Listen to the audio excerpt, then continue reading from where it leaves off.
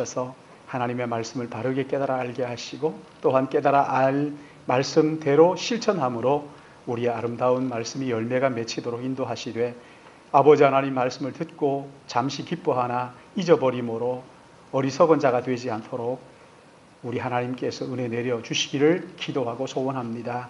주님이 말씀을 듣는 동안 성령께서 우리 가운데 함께 하심으로 우리 안에 진정한 치유와 회복의 역사가 있게 하여 주시고 부족한 정을 세우셨는데 오직 주님의 말씀을 대언함으로 듣는 자나 전하는 자가 함께 은혜 충만한 시간 되도록 성령이여 인도하여 주시옵소서. 주님 앞에 온전히 의탁하오며 구주 예수님의 이름으로 기도드리옵나이다. 아멘. 우리가 지난 살아온 삶을 가만히 돌이켜보면 내가 내 말로 다 설명할 수 없는 힘든 순간들이 다 있었을 거예요. 아무리 생각을 해도 이해할 수 없는, 내가 내 말로 다 설명할 수 없는 그런 일들을 겪은 분들이 참 많이 있죠. 이스라엘 백성들이 430년 동안 이집트에서 그 이집트의 압제 아래에 있다가 해방되는 이것은요, 이스라엘 백성들이 자기 힘으로 한 것이 아니고 이것은 어떤 이야기를 가지고 와도 설명이 불가능한 사건이었어요. 이집트에서 나와서 장정만 20세 이상 남자만 60만이 되는 그 어마어마한 사람들을 이끌고 40년 동안 이집트 광야 사막을 지나온 그 사건은 어떤 이야기를 가지고 와도 설명이 불가능한 이야기이지요. 그런가 하면 430년 동안 이집트의 압제 아래에 있다가 풀려나서 해방을 받아가지고 가나안에 들어와서 그 가나안 거민들과 전쟁을 해서 그 땅을 점령했다 하는 이것은 우리의 상식을 가지고는 도저히 이해할 수 없는 사건이지요. 그래서 이것을 출애굽기 19장 4절에서는 이렇게 표현을 합니다. 내가 애굽 사람에게 어떻게 행하였음과 내가 어떻게 독수리 날개로 너희를 업어 내게로 인도하였음을 너희가 보았느니라. 광야 40년, 430년 동안 이집트의 압제 아래에 있다가 해방된 것, 그리고 광야 40년의 그 시간들을 하나님께서 독수리의 날개 펼치고 품어 보호하고 인도하셨던 것처럼 그렇게 인도하셨다 말씀을 하시는 거예요. 얼마나 기가 막히는 일이에요. 저는 종종 제가 이 땅에 태어나기도 전에 하나님께서 나를 아시고 사랑하셔서 내 영혼의 아버지가 되셨다 하는 것이 얼마나 다행스럽고 또 가만히 생각하면 눈물 나도록 고마울 때가 있어요. 나 같은 죄인을 사랑하셔서 나의 모든 죄의 값을 대신 지불하시고 죄와 사망에서 나를 건져주셨다 하는 이것을 생각하면 얼마나 고맙고 감사하고 마음이 뜨거워지는지 그럴 때가 한두 번이 아니지요. 만약에 우리가 하나님을 알지 못하고 예수를 믿지 않았다 그런다고 한다면 내가 무엇을 믿고 무엇을 의지하고 살았을까 생각하면 머리가 쭈뼛 서지요. 깜짝 놀랍니다. 생각만 해도 정말 끔찍하죠. 그렇지? 사랑하는 여러분, 우리는 언제든지 인생의 힘겨운 순간마다 하나님의 날개 아래, 하나님의 품으로 피할 수 있다는 것을 믿으시기 바랍니다. 하나님이 우리의 날개 그늘이 되셔서 우리를 그 가운데 품어주시고 인도하시는 거예요. 예배를 통해서 하나님의 품에 안식할 수도 있고요. 기도를 통해서 하나님의 날개 아래 피할 수 있는 거예요. 그래서 우리는 그렇게 찬양하잖아요. 오늘 70장 찬양했던 것처럼 피난처 있으니 환난을 당한 자 이리 오라.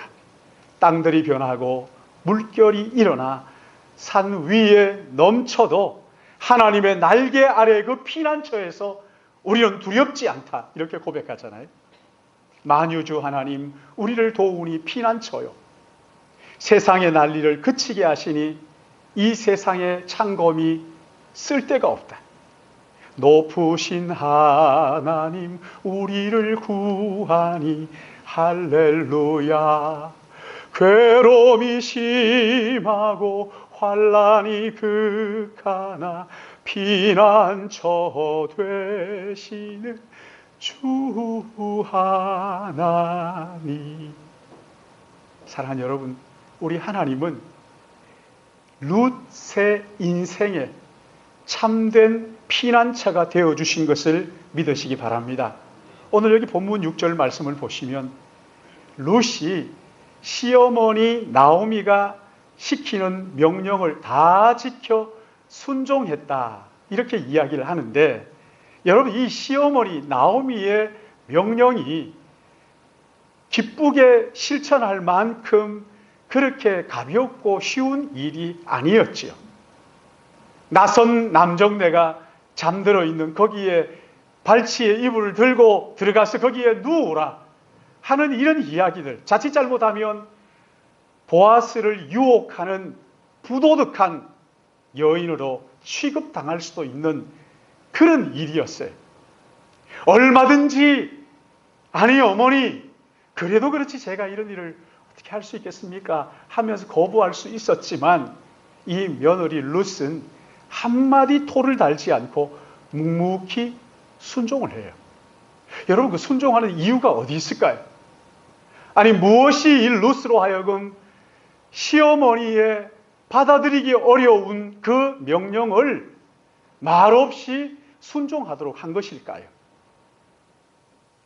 시어머니 나오미는 보아스를 통해서 하나님께서 자기에게 베풀어 주시는 은혜를 두 눈으로 똑똑히 본 거예요. 기업 물을 자가 되는 친척 보아스에게서 하나님의 은혜가 베풀어지고 있다는 것을 믿음의 눈으로 바라본 것이지.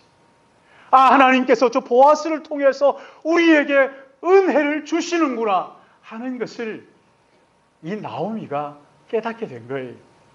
그런가 하면 룻은 이 나오미를 바라보면서, 아, 하나님께서 무너진 이 가정을, 무너진 이 가문을 다시 회복시키시는구나 하는 하나님의 그 은혜의 손길을 나오미를 통해서 룻이 보게 된 것이지. 무너져 내린 집안을 다시 하나님께서 일으켜 세우시는 그 놀라운 은혜를 룻이 나오미를 통해서 바라보게 된 것이지. 여러분, 그 신약 성경을 보시면 예수님의 아버지인 요셉이 자기의 약혼자 마리아가 임신했다는 소식을 듣습니다. 기가 막히지. 여러분, 이걸 입장을 바꿔가지고 내가 약혼한 사람이 있는데 이 사람이 임신했대더라. 우리 남자들에게만 그렇지만요. 아니, 내가 이 여자를 하루도 손도 아직 안 잡아봤는데 임신을 했어? 여러분, 얼마나 황당하겠어요. 요셉은요, 경건한 사람이었기 때문에 이 마리아에게, 마리아가 이런 처녀가 임신했다 그러면 돌로 쳐 죽여야 되니까 가만히 끊고자 했어요. 약혼을 파기하기 위해서. 그랬을 때 천사가 그의 꿈에 나타났어요. 그리고 하는 말이, 너의 약혼자 마리아가 잉태된 것은 어떤 남자로 된 것이 아니다.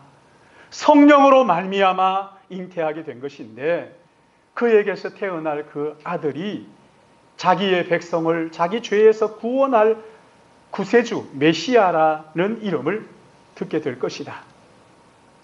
마리아에게 잉태된 것은 성령으로 말미암은 것이고, 마리아에게서 태어날 그 사람은 이 땅의 메시아라는 것을 천사가 꿈에 고지해 주어서 알게 되지요. 그러자 엄청난 도덕적 비난을 감수하고 마리아를 데리고 왔던 것을 우리가 마태복음을 통해서 알 수가 있지.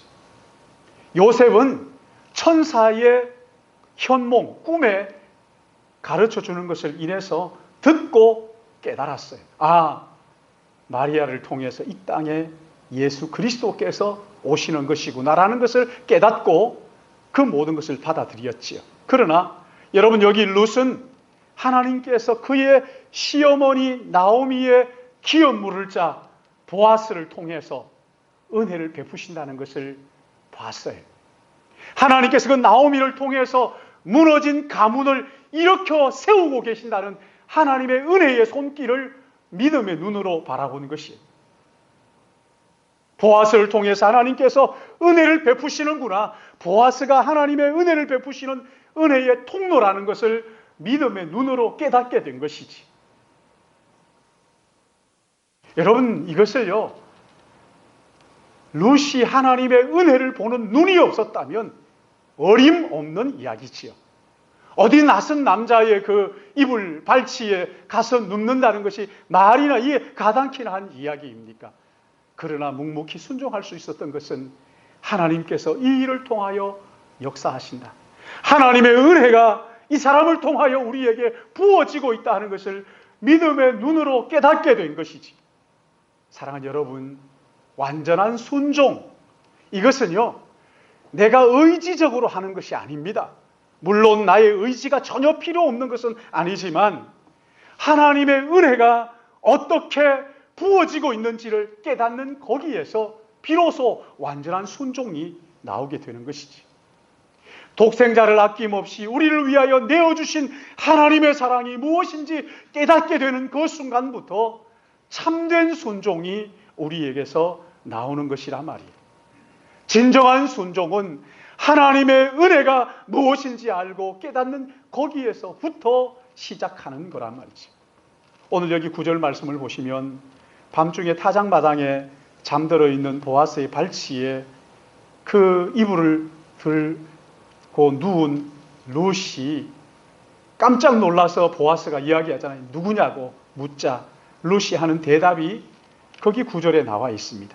우리 9절 말씀 같이 한번 읽어볼까요? 3장 9절 말씀 같이 봅니다. 시작. 이르되 내가 누구냐 하니 대답하되 나는 당신의 여종 룻이오니 당신의 옷자락을 펴 당신의 여종을 덮으소서.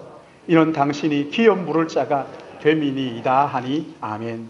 여기 보시면 당신의 옷자락을 펴 당신의 여종을 덮어달라 말하죠. 여러분, 이것은요, 나를 책임져 주십시오, 그런 부탁이에요. 룻이 지금 보아스에게 청혼을 하는 거예요. 그러나 보아스가요, 룻의 청혼을 다 받아들일 이유가 뭐가 있어요? 얼마든지 거절할 수 있어요. 그러나 이 보아스가 룻에게 어떻게 하는지 10절에 이렇게 말씀합니다. 우리 3장 10절 같이 봅니다. 시작. 그가 이르되 내 딸아 여호와께서 내게 복 주시기를 원하노라. 내가 가난하건 부하건 젊은 자를 따르지 아니하였으니 네가 베푼 인애가 처음보다 나중이 더하도다. 아멘.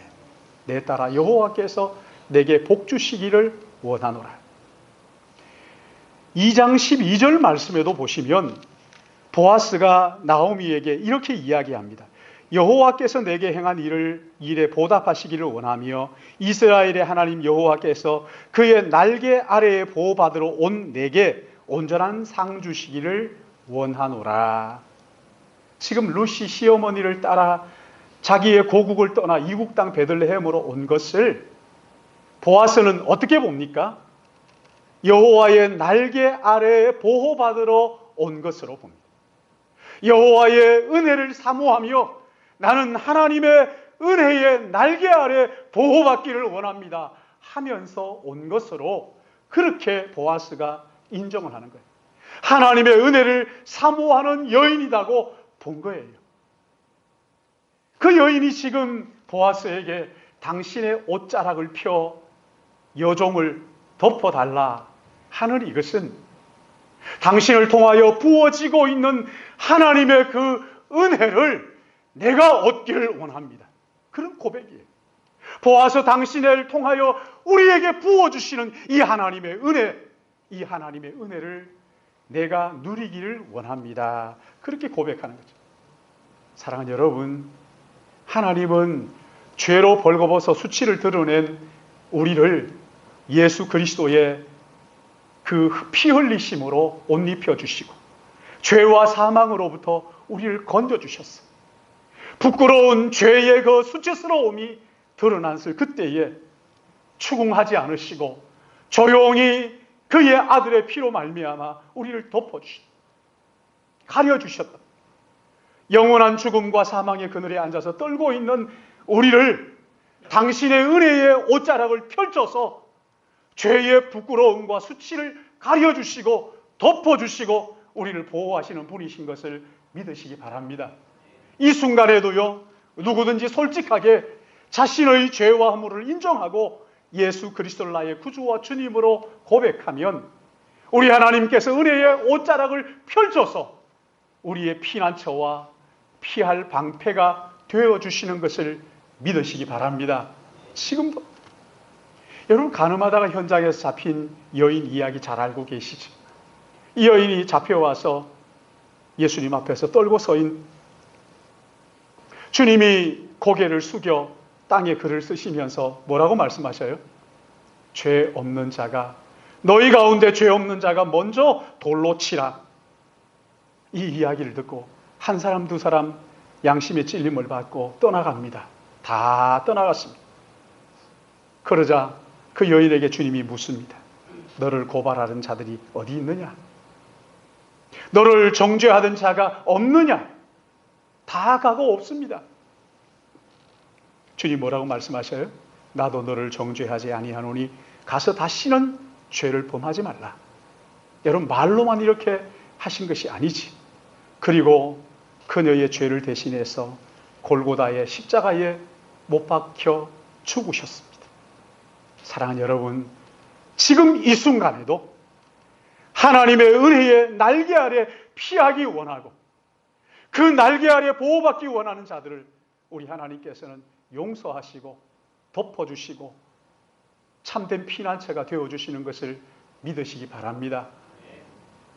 나오미는 하나님의 은혜가 보아스를 통해서 베풀어 주는 것을 깨닫고 그가 기업 물을 자라는 것을 확신한 것을 볼 수가 있지. 룻은 나오미에게서 하나님의 은혜가 부어지는 것을 보고 하나님께서 나오미를 통하여 그 가정을 다시 회복시키는 그 하나님의 은혜를 믿음의 눈으로 바라보고 시어머니의 말에 그대로 다 순종했던 거예요. 그렇지만 또 하나 분명하게 우리가 생각해야 될 게 있어요. 결정적으로 보아스가 룻에게 은혜와 긍휼의 마음을 가졌던 이유가 뭡니까? 보아스가 룻과 같은 처지의 사람이었기 때문에. 여러분, 보아스는 다문화 가정에서 태어난 사람이에요. 마태복음 여러분 가서 마태복음 1장을 한번 펼쳐보십시오. 마태복음 1장 3절부터 6절 말씀을 보시면 이렇게 되어 있습니다. 유다는 다말에게서 베레스와 세라를 낳고 베레스는 헤스론을 낳고 헤스론은 람을 낳고 람은 아미나답을 낳고 아미나답은 나손을 낳고 나손은 살몬을 낳고 그리고 5절 우리 같이 읽을까요? 시작. 살로몬은 라합에게서 보아스를 낳고 보아스는 룻에게서 오벳을 낳고 오벳은 이세를 낳고 이세는 다윗 왕을 낳으니라. 아멘. 자, 여기 보시면 1장 3절 말씀에 유다는 누구에게서 베레스와 세라를 낳아요? 다말이라는 여인에게서 낳습니다. 근데 이 다말이 어떤 사람이에요? 유다의 며느리예요. 유다의 며느리예요. 창세기 38장 말씀을 보시면 유다가 며느리와 며느리를 통해서 두 아들을 낳아요. 베레스와 세라를 낳습니다. 예수님의 족보, 여러분 이것은요 우리가 만들어낸 그래서 좋은 것만 실어 놓은 것이 아니라는 거예요. 예수님의 족보는 있는 그대로, 부끄러움 그대로, 수치스러움 그대로를 드러내고 있어요. 그런데 또 하나 여기에서 우리가 중요하게 봐야 될 내용이 있는데 여러분 그게 뭐냐면요. 여기 5절 말씀을 보시면 살몬이라는 사람이 라합에게서 누구를 낳아요? 보아스를 낳아요. 여러분 여기에 나오는 라합은 누구입니까? 여호수아서에 보시면은 여리고성 정탐하러 갔을 때 두 정탐꾼을 숨겨줬던 사람이 누구입니까? 라합이에요. 그 사람의 직업이 뭐였다고요? 그쵸, 뭐 길거리에 술집을 했는지 기생이었어요. 참 이게 우리는 감히 수치스러워서 말도 못할 이런 복잡한 가계에 예수님께서 태어나셨는데, 근데 여기에 보시면 살몬이라는 사람이 기생이었던 이방 여자 라합이라는 사람과 결혼을 해서 거기에서 태어난 아들의 이름이 보아스란 말이죠. 참 기가 막혀. 그러니까 이 보아스는 한마디로 말하면 기생 이방 여인 라합을 통해서 태어난 다문화 가정의 아들이었어요. 여러분, 이 보아스가 어릴 때부터 자라면서 엄마가 그 어려움 당하는 거 얼마나 많이 봤을까요? 유대인들이, 그 배타적인 유대인들이 그 이방 여인, 그것도 기생이었던 사람을 바라보면서 고운 시선 가지고 바라봤겠어요? 엄마가 당하는 그 마음고생들을 다 보면서 자랐어요. 그러니까 이방 여인 룻이 남편을 잃고 예루살렘 와서 살고 있는 이 모습을 바라볼 때 얼마나 그 마음이 참 동했을까요?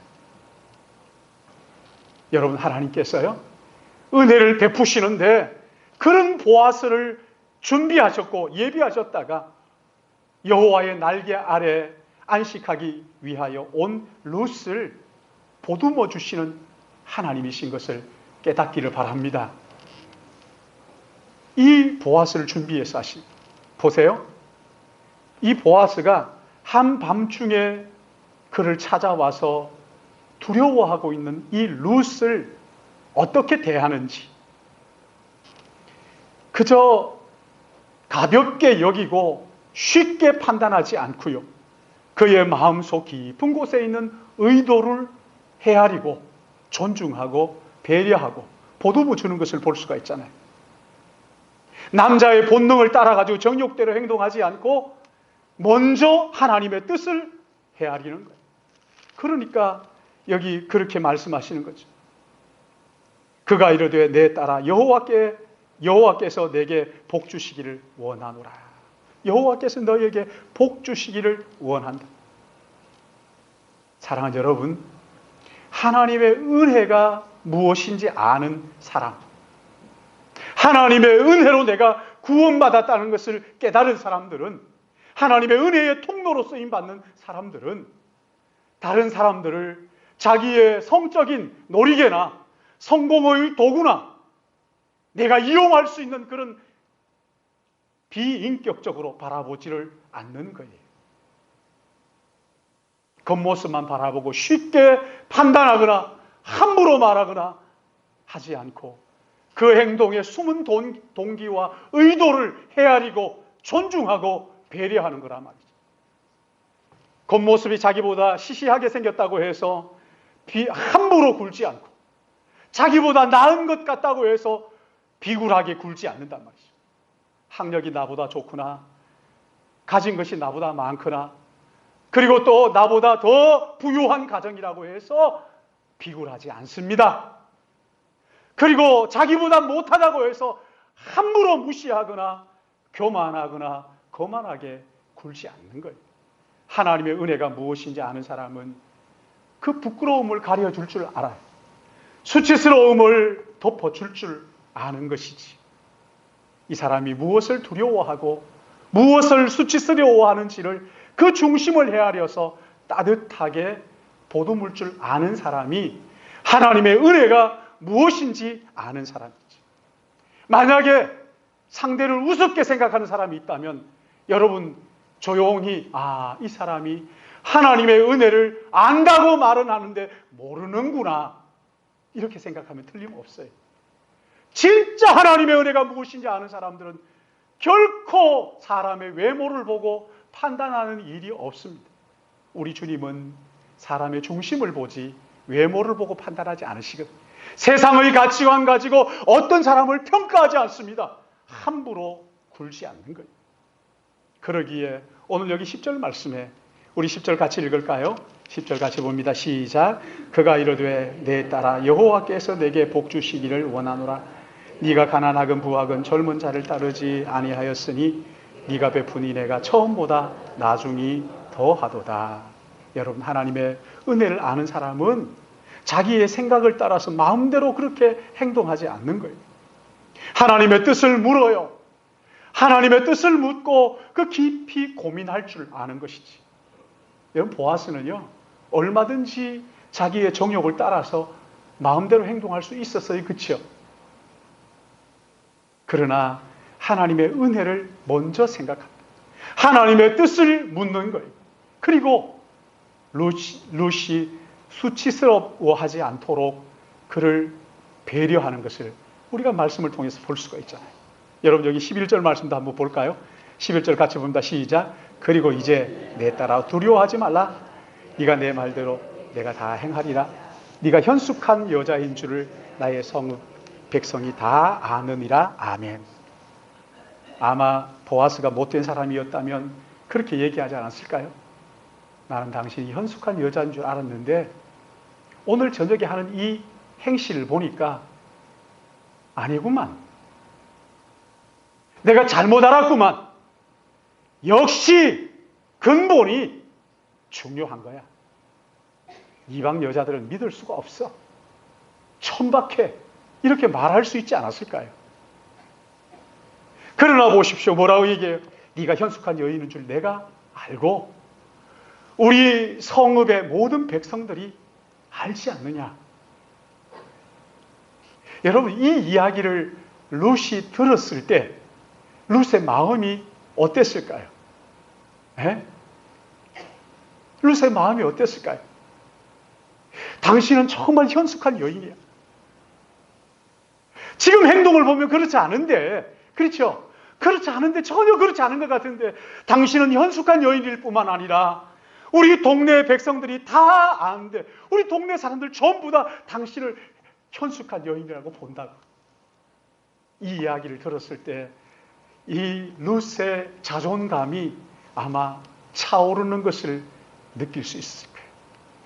그래, 내가 천박한 여자가 아닌데, 그렇지, 나는 이런 사람이 아닌데, 나는 정말 고상한 사람이지. 자존심이 얼마나 꽉 찼을까요? 사랑하는 여러분, 하나님의 은혜는요, 상대를 만만하게 보게 하거나 천박하게 판단하는 법이 없단 말이지. 룻이 보아스에게 한 이 부탁, 여기 부탁에 대해서 보아스가 12절 13절에 이렇게 반응합니다. 같이 읽습니다. 시작. 참으로 나는 기업 물을 자이나 기업 물을 자로서 나보다 더 가까운 사람이 있으니 이 밤에 여기서 머물라. 아침에 그가 기업 물을 책임을 내게 이행하려 하면 좋으니 그가 그 기업 물을 자의 책임을 행할 것이니라. 만일 그가 기업 물을 자의 책임을 내게 이행하기를 기뻐하지 아니하면 여호와께서 살아계심을 두고 맹세하노니 내가 기업 물을 자의 책임을 내게 이행하리라. 아침까지 누워 있을지니라 하는지라. 아멘. 무슨 말이에요? 내가 끝까지 책임지겠다. 나보다 먼저 기업 물을 자의 책임을 가진 사람이 있지만 그 사람에게 내가 묻고 그 사람이 물은다 하면 하려니와 그렇지 않다면 내가 끝까지 책임을 지겠다. 질서를 무시하지 않죠. 질서를 무시하지 않아요. 뭐 좋게 지내니까 뭐 그냥 할아버지 상투 잡고 설치고 그러지 않아요. 질서를 무시하지 않지만 또한 마지막까지 책임도 감당한다는 거죠. 여러분 보십시오. 가늠하다가 현장에서 잡혀온 여인을 주님께서 용서하시잖아요. 나도 너를 정죄하지 아니하노니 그러므로 가서 다시는 죄를 범하지 말라. 그리고 끝났습니까? 아니지. 얼마 후에 그 주님, 자기를 정죄하지 않겠다고 용서하신 그 주님께서 십자가에 못 박혀 죽으셨어요. 이 여인이 그것을 보면서 아니, 그분은 그렇게 죽을 분이 아닌데, 그런 죄가 있는 분이 아닌데 왜 그분이 십자가에 돌아가셨을까 생각하지 않았을까요? 그리고 그렇지, 나의 죄를 용서하신 그분이 나의 죄를 대신 지시고 십자가에 죽으신 것이구나. 마음속에 깨닫기 시작한 거죠. 아, 그분의 죽음은 나를 위한 죽음, 나를 정죄하지 않으시고 용서하신 나도 너를 정죄하지 아니하노니. 그러므로 가서 다시 죄를 범하지 말라고 하시는, 용서하시는 그 주님이 나의 죄를 대신한 죽음이구나 하는 것을 이 여인이 깨닫게 된 것이지. 사랑하는 여러분, 하나님은 온갖 위험을 무릅쓰고 여호와의 날개 아래로 보호받으러 온 자를 결코 외면하지 않으시는 것을 믿으시기 바랍니다.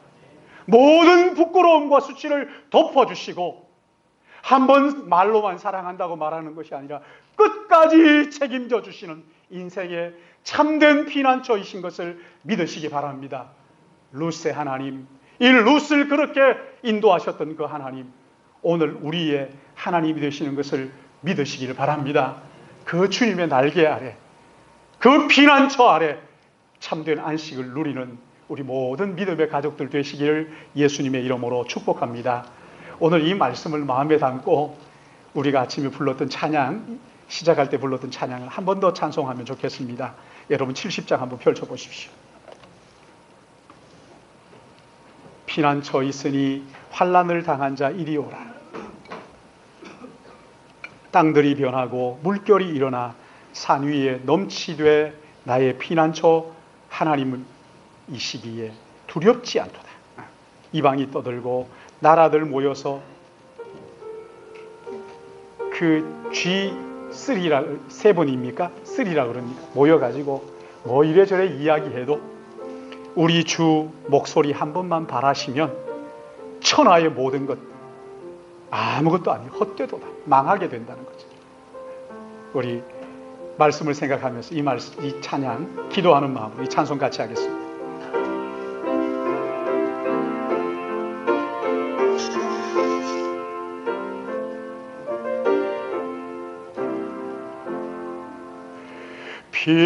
피난처 있으니 환난을 당한 자 이리 오라. 땅들이 변하고 물결이 일어나 산 위에 넘치되 두렵지 않네.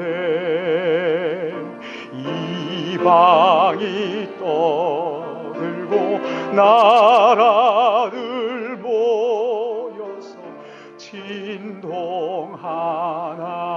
진동하나 우리 주 목소리 한 번 바라신 천하의 모든 것 망하겠네. 만유주 하나님 우리를 도우니 피난처요. 괴상 난리를 그치게 하시니 세상에 창검이 쓸데없네. 높으신 하나님 우리를 구하니 할렐루야. 괴로움이 심하고 환난이 극하나 피난처 되시는 주 하나님. 그렇습니다. 주님, 우리의 인생의 무거운 짐들을 지고 고단한 인생을 살아가는 모든 인생의 참된 피난처가 되신 우리